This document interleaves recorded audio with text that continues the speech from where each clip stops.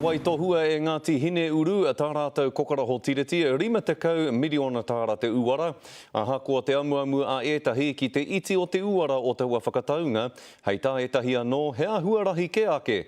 Mēnā ka whakaaro ake koe ki te toko iti o tērā iwi. Kei a Heta Gardner tēnei pūrongo.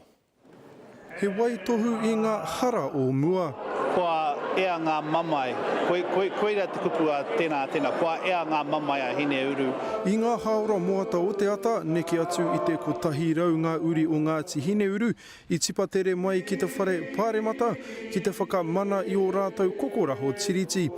Engari I te kai o ngā whakaaro, ko rātou kaore I whai wāhi ki te umai I te rānei. Ko mate haere hoki te nui ngā tātou kraua kuia, nā rātou te kaupapa nei mana ko hia. Nō reira, kei te tangi tonu I roti te ngā kouta tangata. Ko te whakahokinga o ētahi o rātou whenua ātāhua, he pekanga nui o te kokoraho tiriti nei, he āhuatanga kaore I whakapaetia I ngā tau. I'm acutely aware that for a long time, Ngāti Hine Uru in the eyes of many people just didn't exist. Or they were regarded as a hapu of tūwharetoa. O te mana o Ngāti Hine Uru, mā rātou te ki, he iwi hoki a Ngāti Hine Uru, ne?